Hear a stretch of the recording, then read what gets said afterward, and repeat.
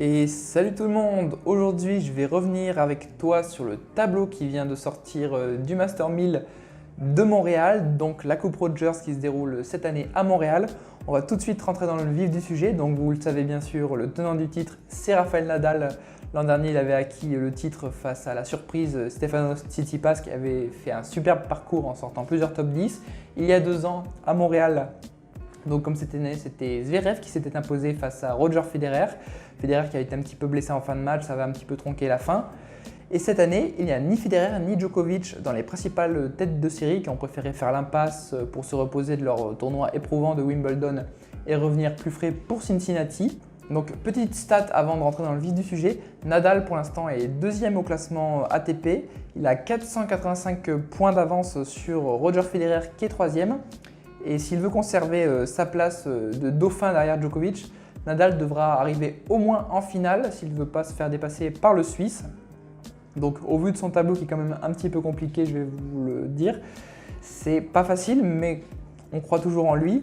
En tout cas, Nadal va avoir pour son premier tour a priori soit Alex de Minaur, le jeune Australien, soit un qualifié, donc a priori ce serait plus de Minaur. Potentiellement en 8e, il aurait Goffin, en quart Fognini. Et en demi-finale, ce serait soit Tsitsipas, soit Nishikori. Pour la partie basse du tableau cette fois, on aurait Zverev qui est la tête de série numéro 2 justement. Zverev qui n'a pas fait vraiment de superbes résultats depuis le début de l'année dans les Master 1000. Son dernier fait d'armes, ça remonte à l'an dernier, c'était sa demi-finale à Shanghai où il avait perdu face à Djokovic. Mais depuis, il a fait une petite performance, il a fait un quart de finale à Rome cette année. Mais sinon, il n'a pas été encore dans le dernier carré d'un Master 1000 en 2019. Et donc potentiellement Zverev il jouera en quart de finale Karen Khachanov qui est dans sa partie de tableau. Et l'autre partie ce serait Medvedev face à Thiem. Medvedev qui joue vraiment bien, en témoigne son beau parcours en ce moment même à Washington.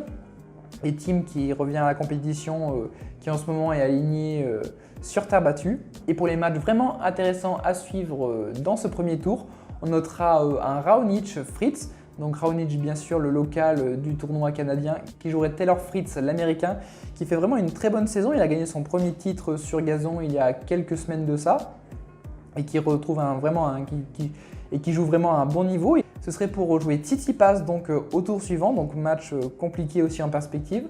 On aurait aussi un duel franco-français au premier tour, ce serait Per face à Gasquet. Per qui joue très bien en ce moment à Washington, en témoigne sa belle victoire face à John Isner. Donc a priori, Per devrait s'imposer dans ce match franco-français. On aurait aussi également comme choc du premier tour un Wawrinka-Dimitrov. C'est vrai que c'est en soi un match qui a un énorme potentiel, mais comme Dimitrov n'en finit pas de tomber au classement et d'avoir des déconvenues dans les tournois qu'il joue, a priori ce serait Wawrinka qui devrait s'en sortir. Surtout que le Suisse reste sur 3 victoires d'affilée face au Bulgare et notamment 3 victoires dans chaque Grand Chelem, à Wimbledon en 2018, l'US Open en 2018 et Roland Garros cette année. Donc en espérant que Dimitrov puisse inverser la tendance sur du ciment américain qui en temps normal convient assez bien à son jeu.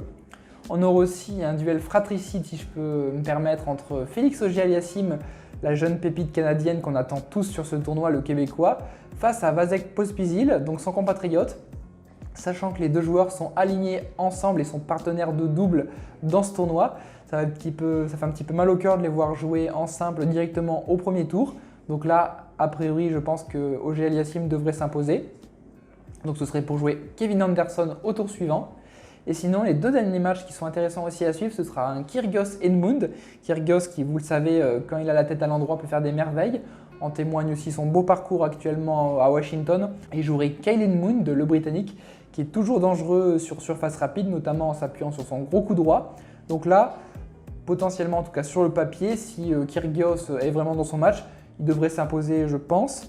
Mais bon, après, à voir comme d'habitude. Et le dernier match, ce serait P2H, Pierre Hugerbert face à Denis Shapovalov.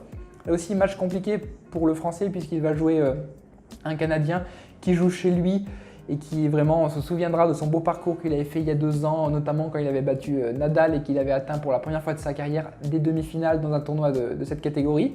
Donc je pense que Shapovalov va vraiment être soutenu par le public et va se transcender. Donc là, je pense que ça va être compliqué pour le Français. Donc je miserai une petite piécette sur le Canadien. Donc voilà principalement ce que je pouvais dire sur ce tableau. Si je devais faire mon petit pronostic pour ce tournoi, je mettrais Nadal en finale. Face à une grosse cote, ce serait Medvedev. Donc à voir vraiment si le match a lieu. En tout cas, dites-moi en commentaire quel est votre pronostic sur ce tournoi. Comment vous voyez l'état de forme de Nadal qui revient après n'avoir pas joué finalement depuis Wimbledon. Comment vous voyez aussi la next gen qui fait vraiment de plus en plus parler d'elle, notamment sur les tournois préparatoires que sont Washington. Laissez un petit pouce bleu si la vidéo vous a plu, ça nous fera très plaisir. N'hésitez pas à vous abonner à tous nos réseaux sociaux et aussi sur le Discord pour qu'on puisse tous parler de tennis. Et moi je vous dis à la prochaine pour une nouvelle vidéo. Allez, bye bye.